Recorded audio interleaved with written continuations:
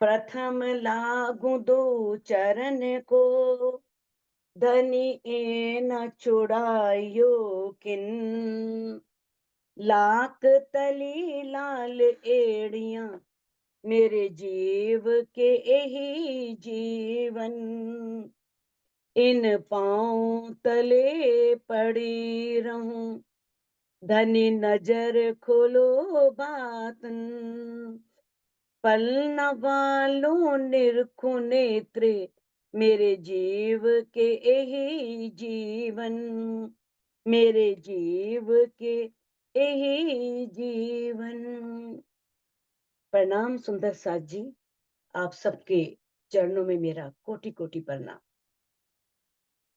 सुंदर साथ जी, जैसा कि हम श्री श्रृंगार ग्रंथ का पहला प्रकरण कर रहे हैं और उसकी हमने 20 चौपाई की थी।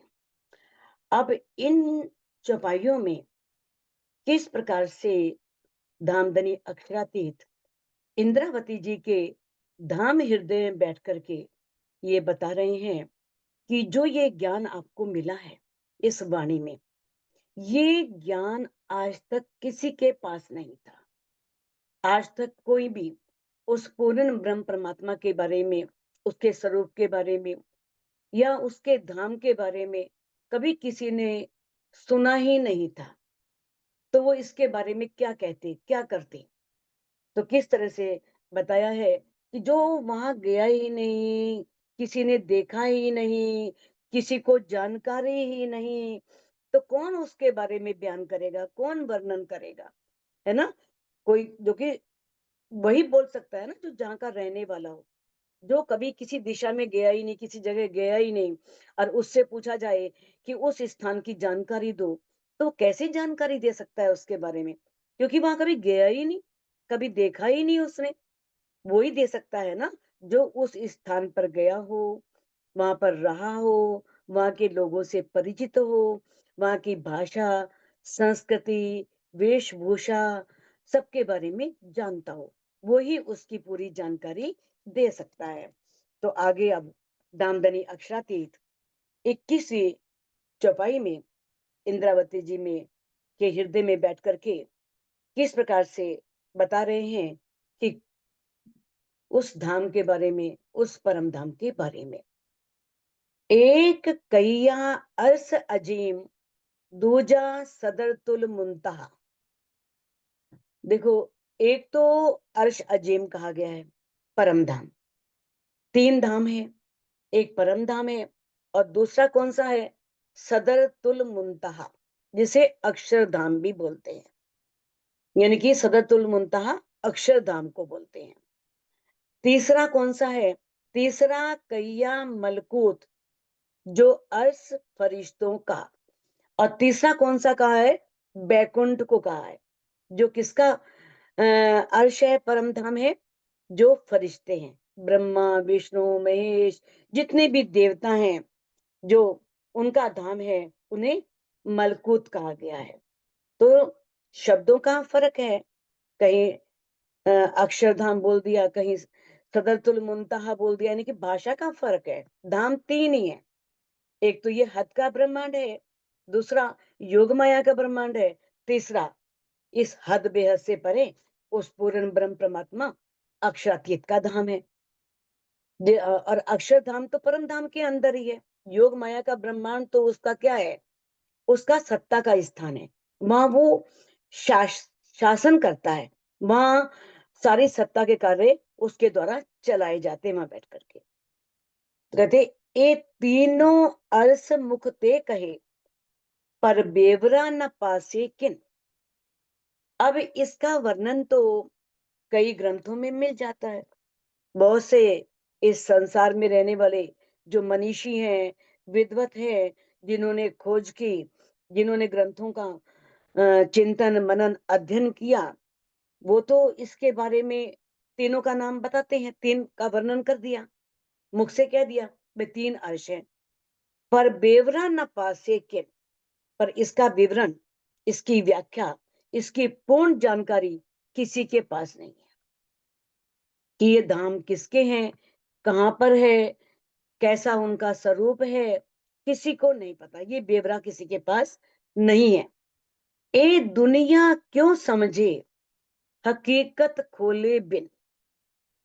अब ये दुनिया वाले जब तक इसकी हकीकत ना खुले, देखो हकीकत आप जान चुके हो, हकीकत क्या होता है? वास्तविकता, सत्यता, उसका पूरा विवरण। जैसे मार्फत राज जी हैं, जो परम सत्य हैं। अब उनके दिल से जो कुछ प्रकट हो रहा है, अक्षर ब्रह्म बना रहे हैं, सारा इस लीला को बना रहे हैं, वो सत्य स्वरूप है। जब तक इन सब बातों की जानकारी ना मिले, इन सब बातों का ब्यौरा ना हो, इन सारी यथार्थता वास्तविकता पर रोशनी ना डाली जाए, बताया ना जाए, तो संसार के लोग इन तीनों लोगों के बारे में या इसकी पूरी वास्तविकता के बारे में कैसे जान सकते हैं, जब तक इनका वर्णन ना हो। अब कोई भी शब्द है बोल दिया जाए, आपने कभी सुना ही नहीं, सदरतुल मुंतहा कह दिया, नहीं सुना कभी, तो क्या है सदरतुल मुंतहा, नहीं पता।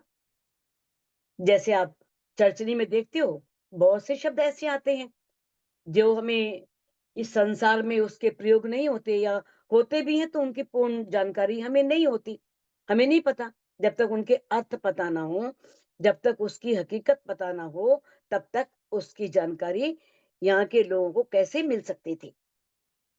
हक हुक्म जाहिर हुआ, दो हादी हुए मेहरबान। हक हुक्म, ये कब से राज्य के दिल में इच्छा चली रही थी, क्योंकि परम धाम में अनादि काल से इश्क रब्द, ये प्रेम संवाद तो चल ही रहा था बहुत समय से। ये प्रेममयी वार्ता होती थी, सखियों के दिल में आता था, इश्क हमारा बड़ा है। श्यामा जी कहती थी, मैं राज्य से इश्क लेती हूँ, इश्क मेरा बड़ा है। और राज्य का इश्क तो बड़ा है ही है, क्या वो कहे ना। लेकिन राजी चाहते थे मैं इन्हें बताऊं कि इश्क इनके पास आता कहाँ से है, ये है कौन, इन्हें अपनी ही जानकारी नहीं है। परम धाम में रहती हैं, लेकिन अपना नहीं पता। जो इस वाणी के माध्यम से दामदनी अक्षरातीत ने वो भेद खोले, तो उनके दिल में ये इच्छा थी कि मैं इन्हें ये जानकारी दूं। कौन सी? कि उनकी पातशाही क्या है, वाहिदत क्या है, एक दिली क्या है, परम धाम में किस तरह से उनकी हुकूमत चलती है, उनका राज्य चलता है।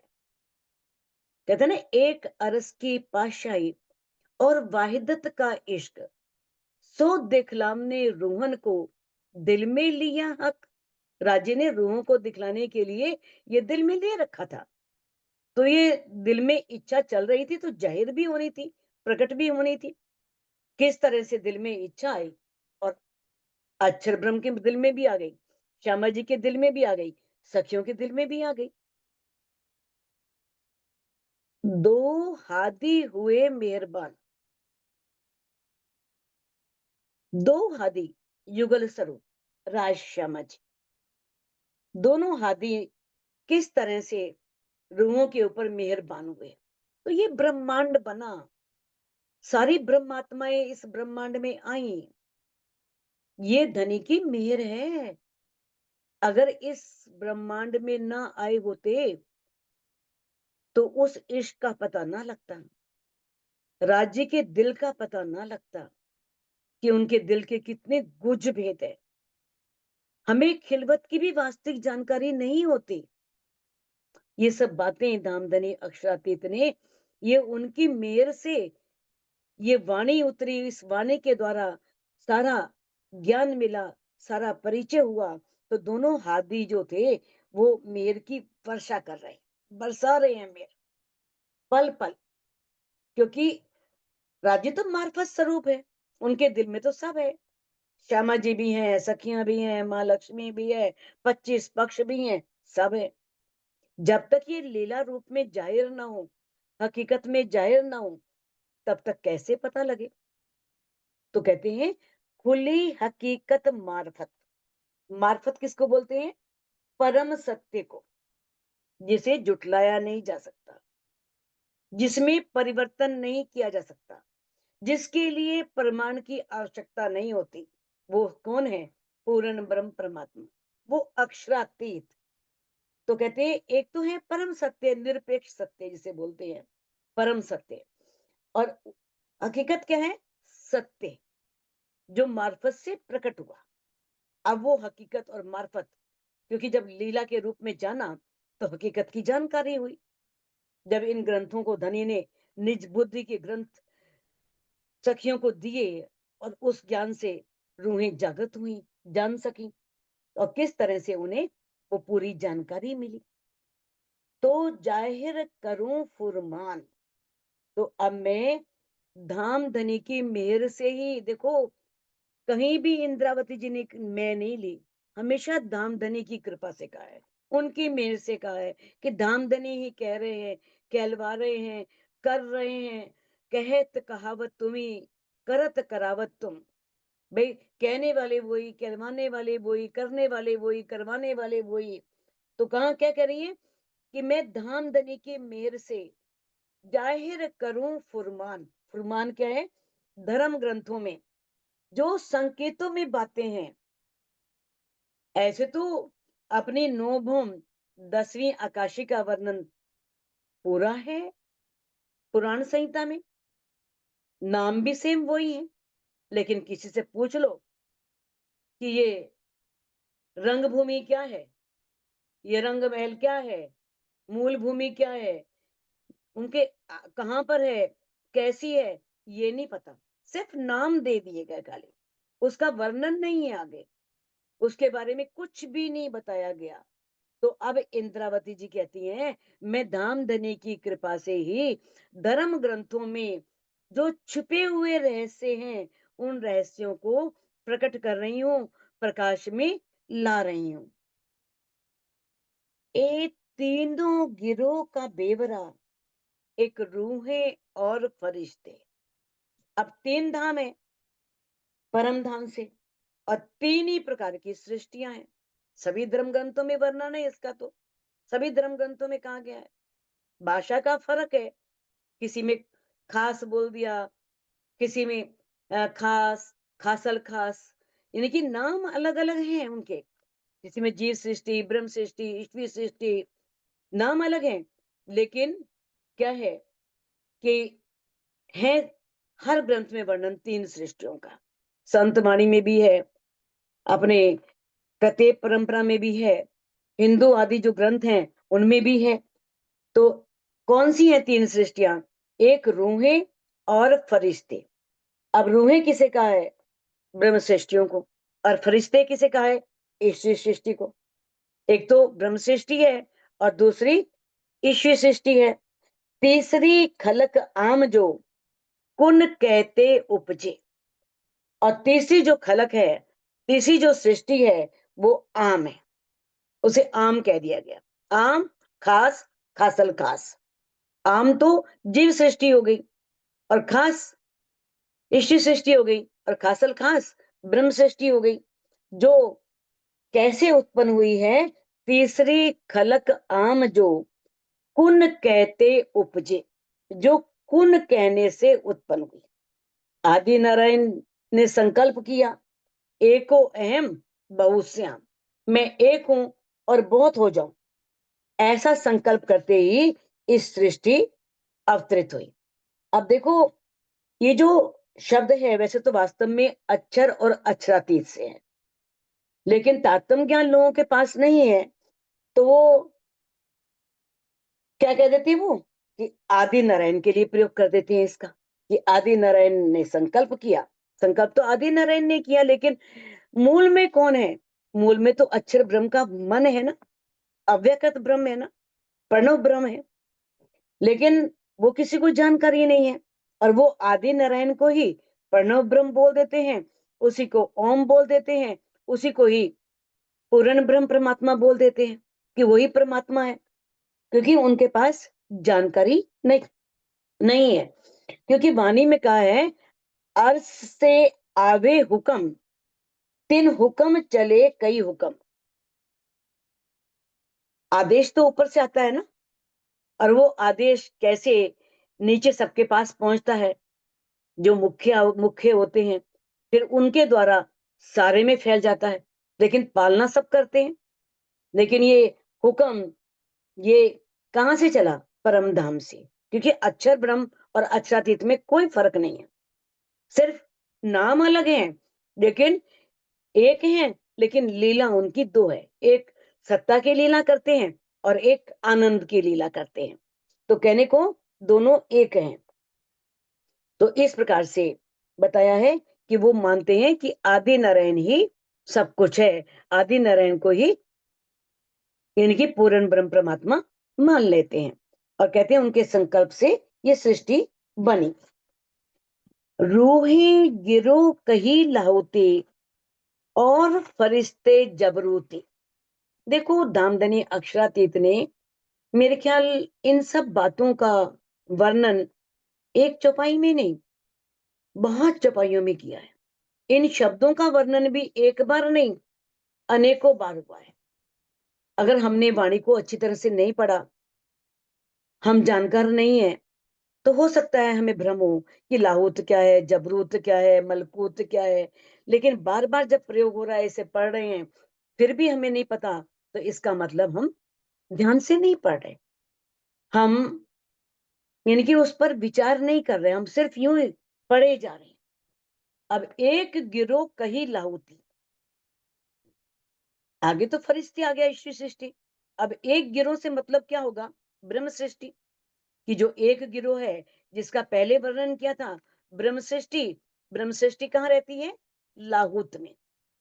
लाहौत कहते हैं परम धाम को, कि एक ब्रह्म सृष्टि जो है वो लाहौत लाहौत से आई है, परम धाम से आई है। और फरिश्ते जबरूती, और जो ईश्वरी सृष्टि है वो जबरूत से।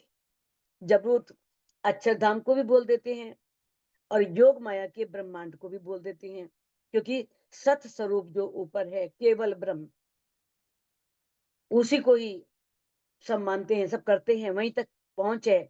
अक्षर ब्रह्म की पांचों वासनाओं की भी, वो भी अक्षर धाम के बारे में नहीं जानते, किस तरह से वो परम धाम में है, और वो बिल्कुल परम धाम के सामने ही अक्षरधाम बना हुआ है। तो योग माया के ब्रह्मांड में रहती है, केवल ब्रह्म में, क्योंकि अक्षरधाम में तो ईश्वर सृष्टि जा ही नहीं सकती, इसलिए उसका अर्थ हम यहाँ पर अक्षरधाम ले ही नहीं सकते। क्योंकि तो योग माया के ब्रह्मांड में जो पहली बहिष्ठ है, शुरू में बनेगी कहाँ पर? मूल कारण में उसके है, तो वहां पर जो है, वहां पर ये सारी सृष्टि जो है, पहली बनेगी ब्रह्म सृष्टियों की और दूसरी बनेगी ईश्वरी सृष्टियों की। तो इस तरह से वो योग माया के ब्रह्मांड में सस्वरूप में रहती है। और गिरोह जो तीसरी, और जो तीसरी गिरोह है, गिरोह मीन्स समुदाय, समूह, सृष्टि, कुछ भी कह सकते हैं। जो तीसरी जीव सृष्टि है, उसका निवास क्या है? मलकूत। मलकूत यानी कि बैकुंठ, उनका जो निवास है वो, यह बहुत अच्छे पुण्य करेंगे, स्वर्ग पहुंच जाएंगे, और अच्छे करेंगे तो ज्यादा ज्यादा बैकुंठ तक प्राप्ति कर लेते हैं, बैकुंठ तक पहुंच जाते हैं। बैकुंठ उनका धाम कहा गया है। तो कहा है, अव्वल खासल खास रूहन की, गिरो फरिश्तों की खास कही। अव्वल, अव्वल का है जो शुरू से ही है, बने नहीं, अनादिकाल से, जो विशेष है, उसे क्या कह दिया? खासल खास रूहें, ब्रह्म सृष्टियां। और जो अक्षरातीत, क्योंकि वो पूर्ण ब्रह्म परमात्मा की ही अंग रूपा है, अक्षरातीत की ही अंग रूप है। और गिरो फरिश्तों की खास कही, और जो फरिश्ते हैं, यानी कि जो गिरो फरिश्तों की, यानी कि जो ईश्वरी सृष्टि है, फरिश्ते ईश्वरी सृष्टि को आ गया है, तो ईश्वरी सृष्टि को क्या कह दिया गया? विशेष, खास। वो तो खासल खास हो गई, अति विशिष्ट, जैसे कहते हैं ना, गुड, बेटर, बेस्ट, है ना, एक जिसे बोलते हैं सर्वोत्तम, एक उत्तम, तो सर्वोत्तम, अति विशिष्ट, वो ब्रह्म सृष्टि है। और जो ईश्वरी सृष्टि है, उसे विशिष्ट कहा है, विशेष कहा है, वो खास कहा है। और कुन की तीसरी, ए जो आम खलक बही, और जो कुन कहने से अचरातीत के जो परम धाम से हुक्म आया, उस हुक्म से आगे उनके हुक्म का स्वरूप अक्षर ब्रह्म है। अक्षर ब्रह्म के आगे मन का जो स्वरूप है प्रणव ब्रह्म है, किस तरह से आगे हो पूर्ण कहने से कि मैं एक हूं और बहुतों में हो जाऊं, संकल्प मात्र से जो पैदा हुई उसे क्या बोल दिया? आम खलक। आम बोलते हैं साधारण, उस सृष्टि को जीव सृष्टि कह दिया गया कि वो जीव सृष्टि है, साधारण सृष्टि है, जो आदि नारायण के संकल्प लेने से बनी, उसके संकल्प से उत्पन्न हुई। दुनिया शरीयत फर्ज बंदगी और फरिश्तों बंदगी हकीकत। तो सुंदर साथ जी धामधनी अक्षातीत ने, चाहे वो धाम का वर्णन हो, चाहे सृष्टियों का वर्णन हो, चाहे बंदगी का वर्णन हो कि बंदगी कितने तरह की होती है, कौन कैसी बंदगी करता है, इसके बारे में बहुत बार कहा है। तो हमें सब पता होना चाहिए कि जो जीव सृष्टि है वो कौन सी बंदगी करती है? शरीयत की, कर्म कांड। और क्या कहा है?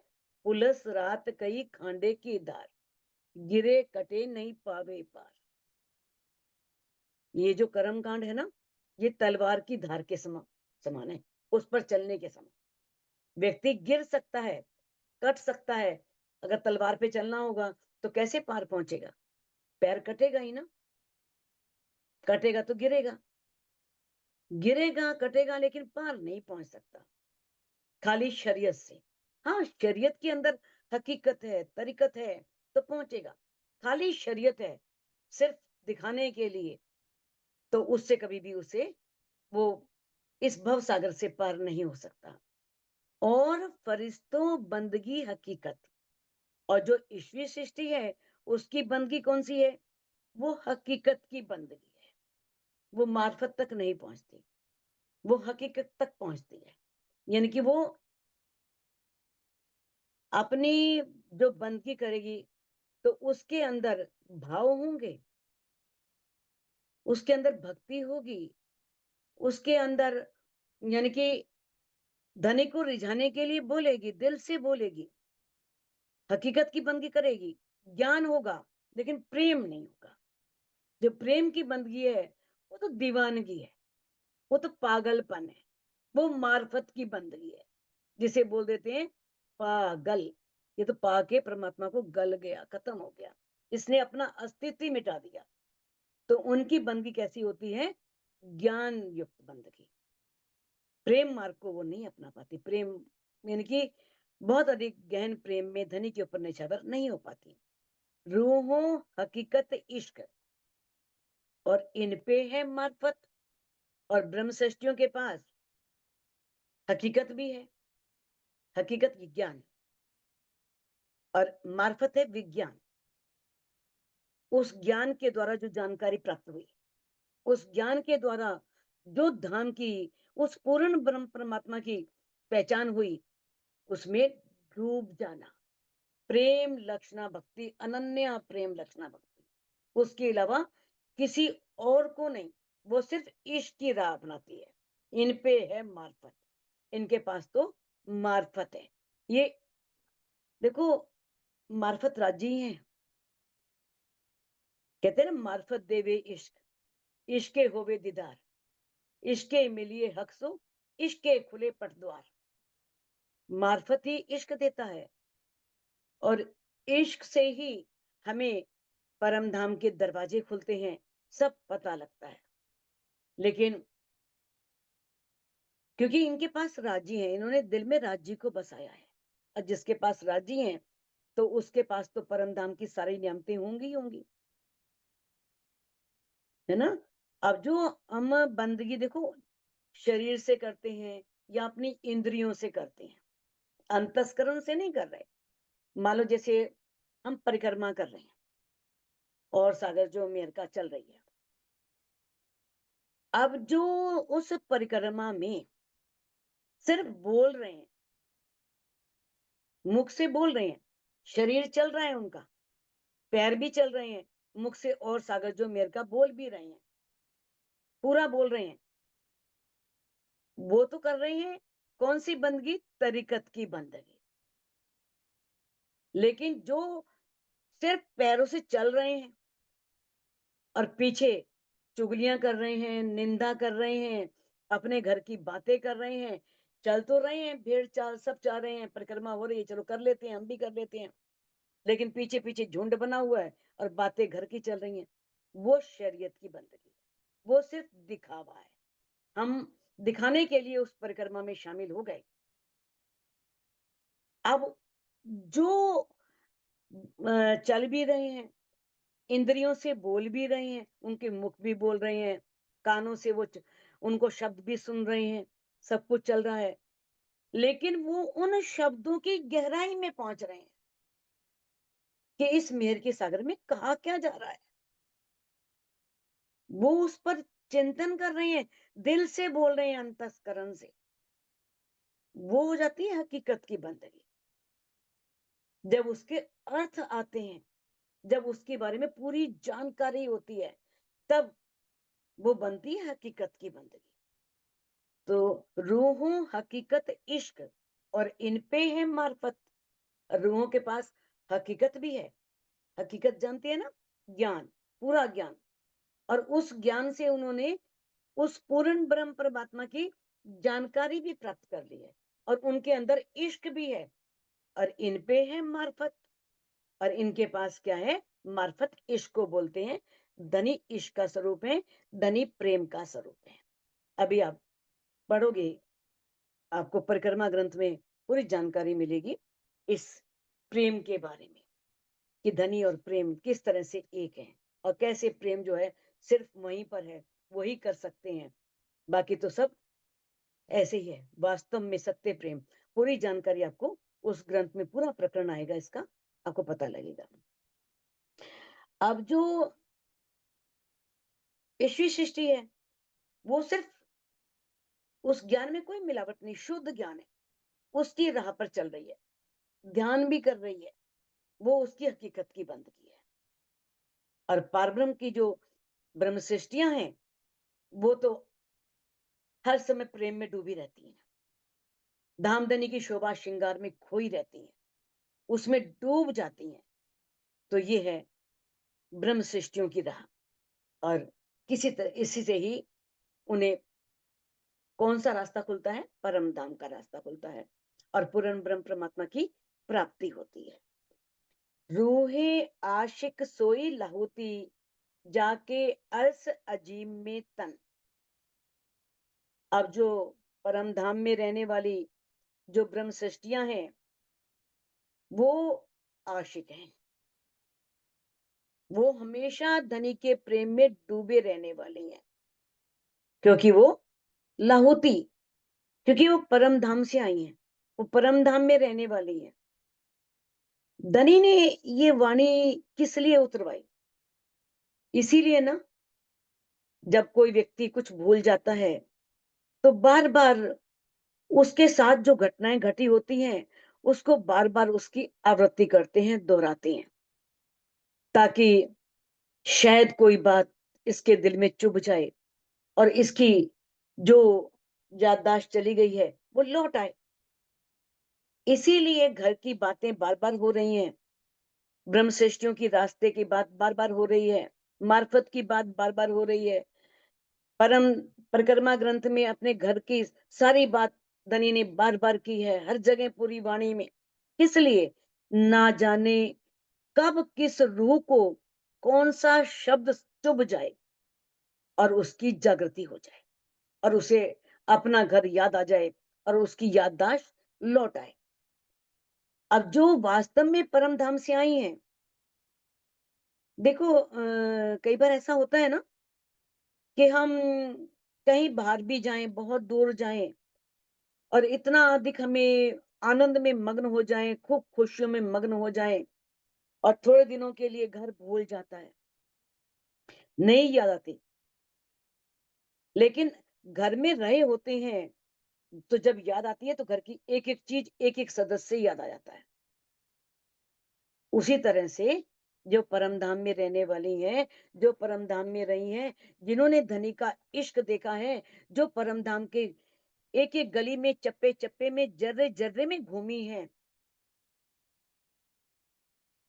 वो ब्रह्म सृष्टि किस तरह से धनी पर न्यौछावर हो जाती है।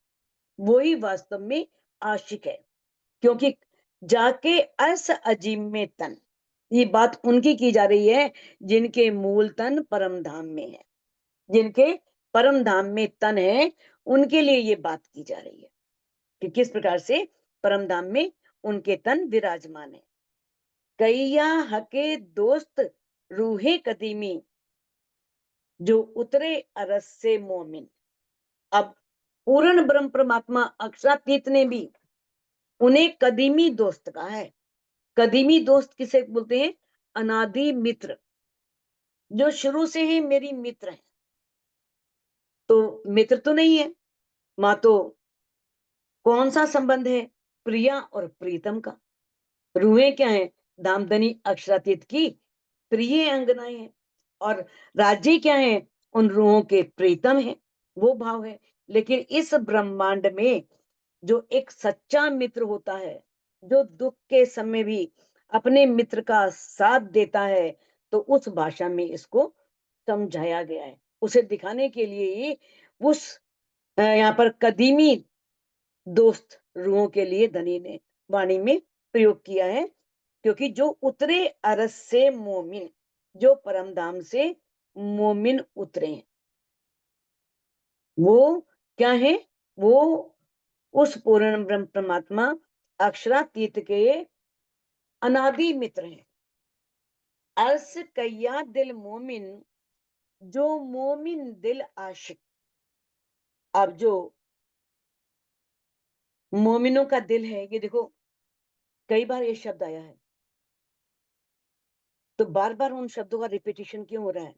लोगों को याद दिलाने के लिए कि वो अब राज्य तुम्हारे दिल में विराजमान हो गए हैं।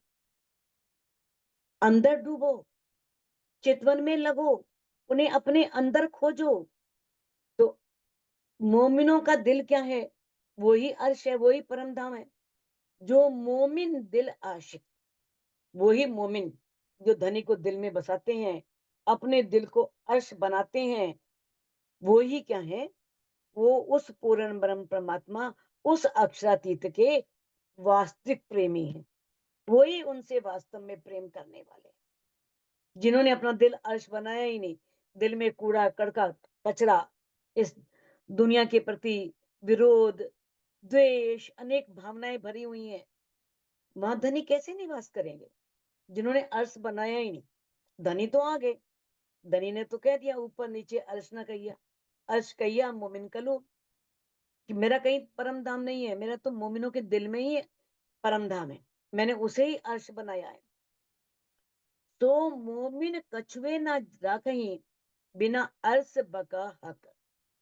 जो ये ब्रह्म मुनि है ना, ब्रह्म सृष्टियां, ब्रह्मात्माएं जो हैं, वो कछुए ना राखें, अपने दिल में और कुछ रखती ही नहीं, सब बाहर फेंक देती हैं।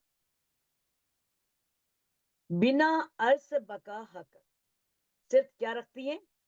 एक तो अखंड परम धाम, और वो अखंड अक्षरातीत, वो अपना प्रीतम, उस प्रीतम और उस परम धाम के अलावा वो अपने धाम हृदय में किसी को नहीं बसाते। कहने को वो इस संसार में रहती हैं, अपने सारे कर्तव्य निभाती हैं, सब काम करते हुए भी क्या है? उनके दिल में सिर्फ धनी रहते हैं। और धनी जिनके साथ हम परम धाम में रहते थे, वो अपना घर रहता है कि धनी अपना घर दिखाओ, मुझे अपने घर चलना है, मुझे अपना घर देखना है। वो सिर्फ दिल में राज्य को और अपने घर को, परम धाम को ही बसाते हैं मोमिन। सोई मोमिन जानियो, जो उड़ावे 14 तबक, एक अरस के साहिब बिना और सब करे तरक। अब धामधनी अक्षातीत ने मोमिन की डेफिनेशन, परिभाषा स्पष्ट रूप से इंद्रावती जी के द्वारा कह दी है। तो वही मोमिन जानना, वही ब्रह्म सृष्टि है जो इस 14 लोक के ब्रह्मांड को उड़ा दे। क्योंकि देखो, ये जो 14 लोक हैं, ये वाणी के द्वारा जानकारी मिल गई कि सब नश्वर हैं और सब माया के बंधन में फंसाने वाले हैं। तो जब ये जानकारी मिल गई, तो इस जानकारी के बाद वो रूह सपन में भी कभी इन सुखों की कामना ना करे, इच्छा ना करे, और सारी जो उसकी लोकेशना है, वित्तेषणा है, दारेशना है, उन सब इच्छाओं का त्याग कर दे। इसका मतलब ये नहीं है कि 14 लोग को उड़ा देना। जिस चीज, अगर मान लो कोई चीज हमारे सामने पड़ी है, हमारे अंदर इच्छा ही नहीं है उसके प्रति, और हम चाहते ही नहीं है, तो वो हमारे लिए खत्म। वाणी में कह दिया ना, जीवते मारिए आपको, शब्द पुकारत हक, मरेंगे नहीं मोमिन तो क्या मरेंगे मुनाफिक। जीते जी अपने आप को मारना है। मारने का मतलब ये नहीं है कि आत्महत्या कर लेना, सल्फास खा लेना, या कुछ खत्म कर देना अपने आप को। राजी कहां से मिलेंगे? वो तो आत्महत्या हुई ना, जिसे पाप बताया है सभी ग्रंथों में। जीवते मारे का मतलब क्या है? अपनी सभी इच्छाओं को त्याग देना, सारी सांसारिक तृष्णाओं को छोड़ देना, ये है जीते हुए मारना। ये राज्य के शब्द पुकार रहे हैं। वाणी में कह दिया, जो पहले आप मुर्दे हुए, तिन दुनी करी मुर्दार, हक तरफ हुए जीवते, उड़ पहुंचे नूर के पार। पहले खुद मरना पड़ता है।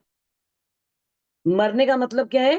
संसारिक चाहनाओं को त्यागना, सांसारिक वासनाओं, तृष्णाओं को, उन सब लोकेशनाओं को, वित्तेषणाओं को, दारेशनाओं को, सबको त्याग देना, ये है मुर्दा होना। और जो मुर्दा ही हो गया, उसके लिए दुनिया मरे हुए के समान हो गई, क्योंकि चाहना ही नहीं, इच्छा ही नहीं, पता ही नहीं। वो ही राज्य की तरफ पहुंचते हैं, और वही अक्षर से पार जाकर के जो अक्षरातीत है, पूर्ण ब्रह्म परमात्मा है, उनसे मिलाप करते हैं। तो वही मोमिन है जो 14 लोग के जो करके दिखाया, हमारे हादियों ने करके दिखाया।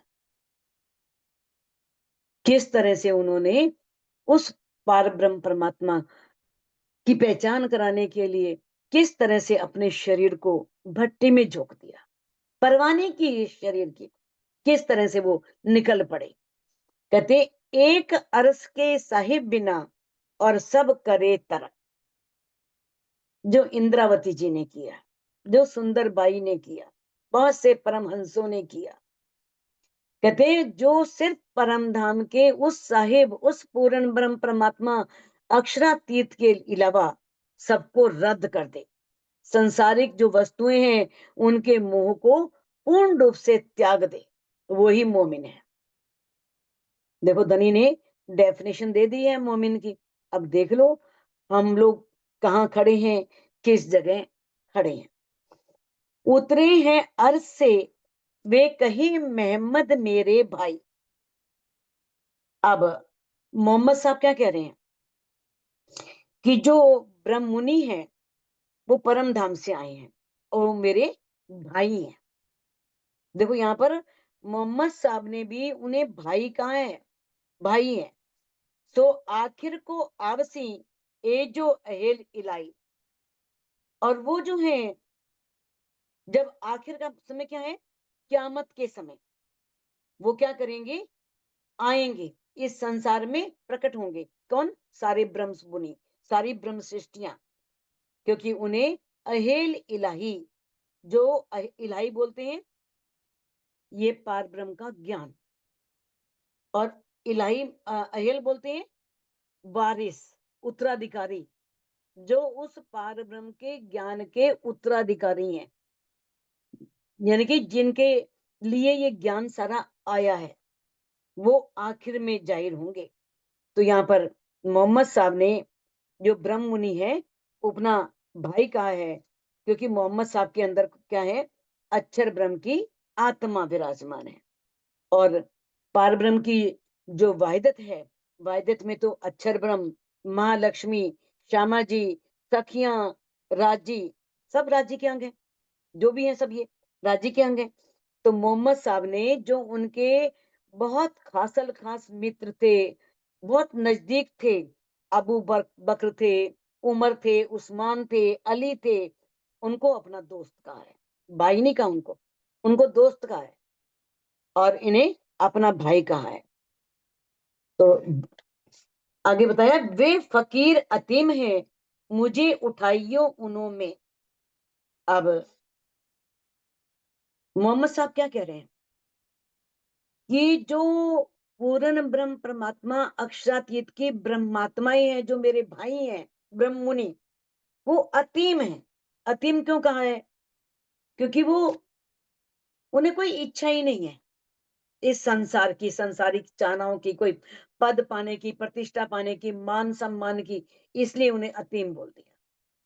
वो फकीर है, अतीम है, उन्हें कोई, कहते हैं ना, चाह मिटी चिंता गई, मनवा बेपरवाह, जिसको कछु न चाहिए सोई शहंशाह। उनकी चाह चिंताएं सब मिट गई, उनको कुछ नहीं चाहिए एक पार ब्रह्म के अलावा, इसलिए उनको कह दिया शहंशाह। अब कहा है, मुझे उठाइयो उन्हों में। उठाइयो का मतलब क्या है? जागृत करना। उठाने का मतलब ये नहीं कब्र से मुर्दे उठाना, ज्ञान के द्वारा मुझे जागृत करना, उनके समय में मुझे भेजना। हक बरकत दुनिया मिने, होसी सब इनों से। और जो पूर्ण ब्रह्म परमात्मा है, अक्षरातीत हैं, उनकी ब्रह्म सृष्टियों से ही इस दुनिया के लोगों ने अखंड होना है। इनके कारण ही धनी ने मुक्त देसी ब्रह्मांड को आए ब्रह्म आत्म सत। जब ब्रह्म, पूर्ण ब्रह्म परमात्मा की आत्माएं, जो सत स्वरूप ब्रह्म सृष्टियां यहाँ पर आई, वो सारे संसार को मुक्ति देंगी, अखंड करेंगे। तो इन्हीं के कारण से सारे संसार को अखंड होना है। तो सुंदर साथ जी इस चौपाई को अनमिट करके आप दोहरा सकते हैं। वे फकीर अतीम है, वे फकीर अतीम है, मुझे उठाइयो उन्हों में। मुझे उठाइयो उन उन हक बरकत दुनिया मिने, हक हक बर बरकत दुनिया दुनिया मिले, मिले, होसी सब इन्हों से, होसी सब होसी सब इन्हों से। इन्हों से, बोलो श्री प्राणनाथ प्यारे नाथ की। प्यारे